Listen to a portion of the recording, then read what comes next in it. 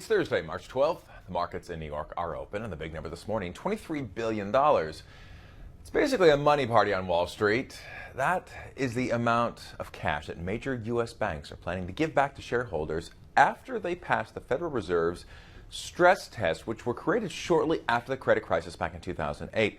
So within minutes of these results being released, 9 major banks announced these moves. Hello, everyone. I'm Dan Kleffler in New York. The banks intend to do share buybacks, major dividend raises, all in order to give billions back to shareholders. So why are they doing that? Aaron Task at Yahoo Finance has the answer for that. Aaron, let's start at the top there. Stress tests by the Fed. Why are they needed? What's going on? Right. Well, they were created, as you said, after the financial crisis in 2008. And the primary reason they were created in the first place was to send a message to investors and to average Americans that the banks were safe. So that was the 2008 story. And now the Fed does these every year as kind of a check-in to make sure that banks have enough capital, have enough money on hand in case things get really bad again. Now, the scenario that the Fed lays out for these banks are a rise in the unemployment rate to 10%, a 25% decline in home prices, and a 60% decline in the stock market. So basically another major economic shock. Does your bank have enough money to survive that? That is what the Fed is actually testing here with these stress tests. They're extremes, but obviously extremes that we have seen, though. So why, then, are banks so quick to return this cash to shareholders? Well, because, banks, they're publicly traded companies. They're under a lot of pressure from their shareholders to say, hey, you guys have been very profitable in the last few years since the financial crisis. After we got at the bailouts and the Fed has left rates at zero, that's been very good for the banks. And so they have generated a tremendous amount of profits. Profits for the industry last year were the highest they were since 2007, i.e. before the crisis. So the banks are making a lot of money, and their shareholders, who are owners of the companies, are saying, hey, you got to give us some of that money back. Want to please the shareholders, obviously, but at the same time, though, doesn't it kind of put them in the situation where they're trying to avoid altogether? In other words, kind of recreating that too big to fail idea that if, in fact, they don't have the capital on hand during a crisis, 2008 right. Well, revisited? Yeah, you make a great point, Dan, and I think we should all step back and have a reality check. If we did have a 25% drop in home prices and a 60% drop in the stock market and the unemployment rate spiking to 10% in a short period of time, I don't know that any of these big banks would be able to survive as they are currently constructed without another bailout. So it's a little bit of kabuki theater because the U.S. government has said we're never going to bail out these banks again. But I personally, and I think a lot of other observers think, if things get really bad again, we'll bail them out. So this is, again, it's a little bit theater of the absurd. The Fed and the banks trying to send a message that, hey, everything's going to be okay if things get really, really bad.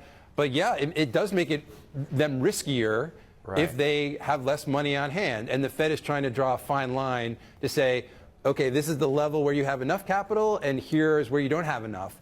And Bank of America is dealing with that issue right now. They're going to have to resubmit their capital plan to the Fed because the Fed isn't sure that they did it right or that they have enough money to survive that scenario. Because they got a conditional pass, right? I mean, there's degrees of passing. It's not just like a pass-fail kind of test, right?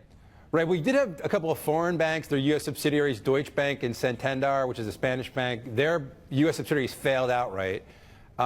For the U.S. banks, they all passed, but yeah, there were degrees of passing. Goldman Sachs had to tweak a couple things, and Bank of America has 30 days to resubmit their plan to the Fed. So basically, it's like if you handed in your paper to your professor and they said, I'm going to give you another week to work on this paper because I think you could do better. If you get it back to me, it's not going to hurt your grade. So Bank of America has 30 days to basically resubmit their plan, and hopefully the Fed will then bless it and say, okay, you guys are good to go. Okay, all right. At least that's what the shareholders hope for. Right. And again, now listen, a lot of the discussion we've been having right now has been the focus on the shareholders, but what about the actual consumers of these banks? I mean, what about the possibility that some of this capital and the cash they have on hand could actually help them resume those normal lending activities? It's a great question. I mean, actually, the data from last year show that bank lending is back in almost every major area except in mortgages. So auto lending has been up, credit card lending has been up, and U.S. consumers were taking on more debt. Student loans, a big area of lending and consumers taking on debt. Auto loans, very strong. A lot of people have been buying cars, and subprime lending is back in the auto sector. So the banks will tell you that they're doing a lot of lending again. They're just making sure that they're lending to credit-worthy borrowers, and we're starting to see them, expand the lending that they're doing. It's still very tight in the mortgage market because, of course, that was the center of the financial crisis in 2008. Banks lent money to anybody who could fog a mirror to get a mortgage, and they were very badly burned by that, and so they have learned a lesson. And I think their regulators, starting with the Fed, have urged them to be cautious about lending in housing. So I think if you're a consumer and you have decent credit score, you can get a loan right now. You just might not be able to get a mortgage. Gotcha. The details right there from Aaron Task at Yahoo Finance. Aaron, thank you. Have a good day. All right, you too, Dan. Of course, you can keep up with the latest headlines right here on abcnews.com. You've been watching The Big Number. I'm Dan Kleffler in New York.